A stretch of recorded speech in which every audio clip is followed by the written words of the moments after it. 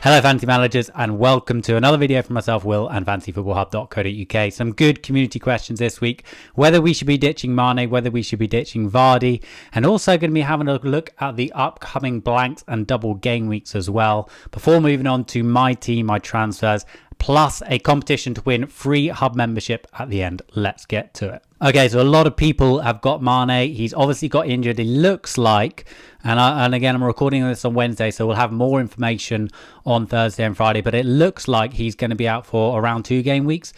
And people asking, should we be getting rid of them? And I think the first thing that I would say is, if I had Mane, I think, that is too much money to have sitting on your bench. So I would probably be looking to get rid of him. And we don't know how long he's going to be out for. And also, whether Klopp will be easing him back in, especially with one eye on the Champions League matches.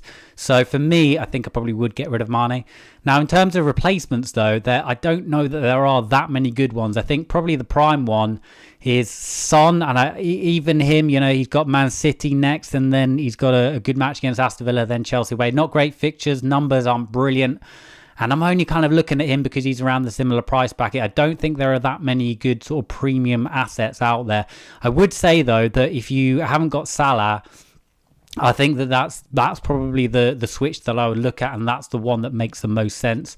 I don't actually think that many people who have got Mane will have Salah. So I think a Mane to Salah switch is probably the move that I would do if you didn't have that and you can afford to do that. So for me, I think the Mane to Salah switch that makes the most sense. I'm not overly keen on Son, to be honest, although I do think that he's a potential option.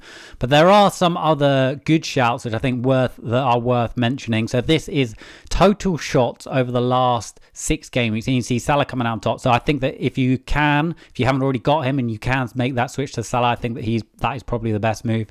Interestingly, Martial coming out second there. Manchester United not in a brilliant run of form, but I think that he could be an option. De Bruyne, if you haven't got him, I think that makes a lot of sense. Interestingly, I do actually quite like the look of Sterling. I know that he's not a popular pick at the moment, but he's one of those players which he can produce the type of explosiveness that the likes of Salah and the likes of Mane can.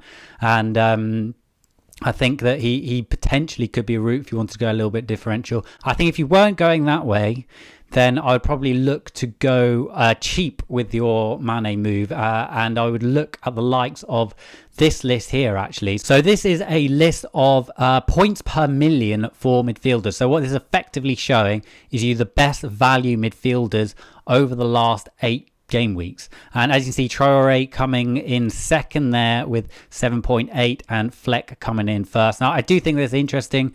Traore, he's been one of those players on my radar, and this goes to show that, he is one of those players that is offering really good value. Perez is an interesting shout, but I'm less keen on Leicester assets at the moment. Those fixtures aren't great coming up, but, this is saying that he is potentially an interesting route. So if you've already got Salah or you don't really want to go that route, then I'll be very tempted by a Mane downgrade to Traore. Probably would be my pick, to be honest. And moving that money up front for the likes of Aguero or Aubameyang. Okay, moving on to a question from Fala, who I've met before, and he's a very, very good manager. He's actually come 5th in the world, I believe, at one stage. So drop him a follow if you don't already. Is it time to ditch Vardy and the best differential to bring in to make up rank, or is it too much of a risk? So for me, the 2 things I look for in a player are form and fixtures, and Vardy really hasn't got either of those. So I think that it's probably a time to move out Vardy, and I think there are some decent options in that striker bracket.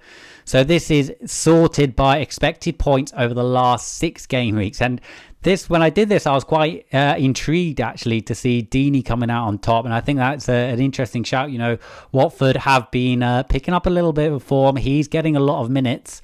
And his expected points per start is 7.1, which is very, very impressive. He's actually scored slightly less than that, which is maybe a slight concern, but this is suggesting that actually he's got the numbers to carry on with some good attacking form, and he's only coming in at 6.3, so I think that's an interesting shout.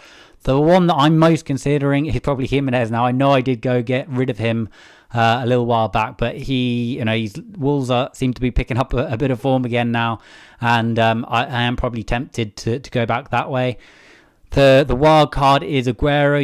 His minutes will be managed. I've got no doubt about that. He is just one of those players that can score massive hauls, as he's shown actually within the last few game weeks. And then at the bottom there, you can see that Aubameyang, I think that he's an interesting shout actually. Arsenal got some decent upcoming fixtures, and I think that he's got a good chance of really going on a bit of a run now. So, I mean, these numbers aren't great, and he's bottom of that list, but I think that he's potentially one that you might want to consider as well. But for me, I'll be very tempted by one of those top three in Dini, Jimenez, or Aguero. I think all three of those are good shouts. I think the interesting thing about this list is that Vardy is pretty low down, and I think that there is an opportunity to get rid of him, especially considering these are the next three fixtures. And as you can see, Liverpool top, Leicester are bottom, and I think that Chelsea, Wolves and Man City are not easy matches. I think probably the easiest ones out of those is probably Chelsea at home.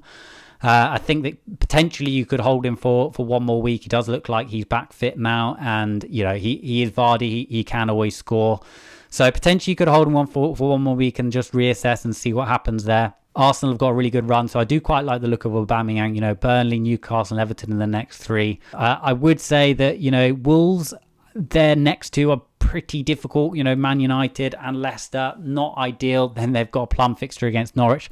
So potentially you could hold Vardy for one more and then switch him to Jimenez when Wolves and Leicester square up against each other. Okay, another question there from Alistair Mead. And, I pulled this one out, but we've got a few questions on double game weeks. So I'm not going to quite go into that, but I will just have a look at the upcoming blanks, actually, because I think that is the sort of the most pressing thing that we have to worry about at the moment, rather than necessarily the double game week. So I pulled this tweet from Ben Crelling, and he is the go-to man. So if you're on Twitter, go drop Ben Crelling a follow, because he is the go-to man for double game weeks. And as you can see, there's a blank fixture confirmed for Aston Villa and Sheffield United. So if you're holding a lot of Sheffield United and Aston Villa players, I think you just got to be aware that there's a blank in game weekend 28. There's likely, almost certainly, going to be a blank for Man City and Arsenal as well. So I know I mentioned Aguero and Aubameyang. That's a few game weeks away yet. So we're coming up to game week 25. So it is a few game weeks away, but it is worth bearing in mind before you load up on, the Agueros and the Aubameyangs. That this blank game week is coming up. I think you can bench the likes of the Sheffield United players, the likes of Grealish and Lundstrom and those cheaper players. I'm less keen on benching, Aguero and Aubameyang. I think you can do it just for the one game week, but I would just be aware that you can cover this blank game week. It isn't a big blank game week, but it is worth being aware of. The other thing that's worth mentioning is that tweet below. You can see there, Aston Villa versus Sheffield United could feasibly be played as early as game week 27. But Ben thinks that's probably unlikely. But again, I would suggest that you follow Ben Crelling on Twitter. And of course, make sure you subscribe to my YouTube channel, because I will be keeping you updated with how this progresses and what you need to do to navigate the blanks and doubles. Okay, so hopefully game week 28 was fairly straightforward. Game week 31 is likely to be it is going to be a blank game week. So it looks like that, Chelsea and Man City and probably Man United and Sheffield United will likely have a blank this game week. I'm not going to go through all the possible permutations, but and I don't actually think that it is very important for this stage. But what I would say is that it is important to be aware of this in terms of when you play a wild card. Now, some people will be playing their wild card this game week, and they may already have it activated.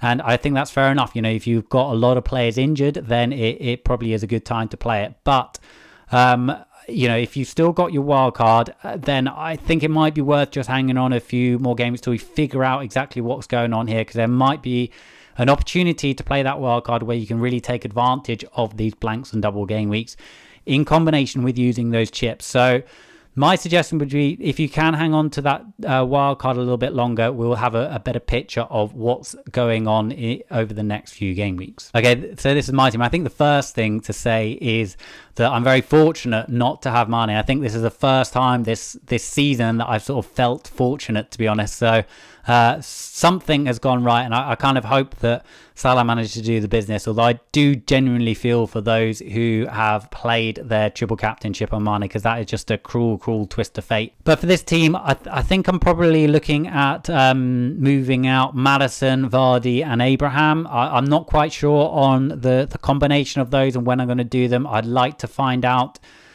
the situation with Abraham and if he's going to play this game week, so I'll probably wait till Friday to do that.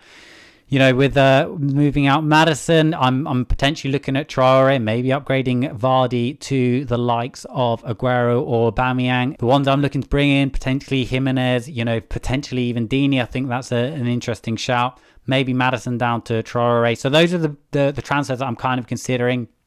But I'm a little bit away from making a decision. So I've got my 2 free transfers, and I'm probably going to be making my decision on Friday when we've got all the information. Go check out our Hub article from Ben Dinnery. He goes through all the latest team news and roundup from press conferences. That's a members piece, but well worth checking out late on the Friday evening because that summarizes everything. Okay, so competition time, chance to win Fantasy Football Hub membership, and all you have to do is subscribe to the channel and comment on the first goal scorer for Leicester Chelsea. Now I did this, I ran this competition a couple of weeks ago, and it was for Tottenham Watford, and it ended 0-0. So I thought I'd run the competition again. All you have to do is comment below. So you got to subscribe, you got to comment below the first goal scorer and the minute of the goal. Now the minute of goal we're taking from BBC Sport. You're only allowed one guess. Now lots of people guessed multiple times on the last video. You're only allowed one guess, and you're the closest person to the right answer will get Fantasy Football Hub membership. So I know that a lot of the people watching this are already members, and I thank you so much. I know that a lot of you are getting a lot of benefit from it. And yeah, thank you so much for being a member. I would say that we really do look after our members. So if you are a member, you can still enter this competition. And if you win, we will give an extension to your membership of 1 year. So the winner for this competition will get 1 year's free Fantasy Football Hub membership and get access to all of those resources there. I'm not going to go into them. You all know the benefits. The one I would pull out is Ben Crellin's planner. That thing's very useful for the upcoming period. Well, it's all very useful, and you get access to our Slack channel where we're discussing double game weeks as well. So lots of good membership benefits from there. Again, subscribe, comment first goal score and minute of the goal to enter. But otherwise, that is it from me. If you did enjoy this video, please hit the like button, please hit the subscribe button and turn those notifications on. But otherwise, I hope you have a good Game Week 25, and I will see you on the other side. Bye for now.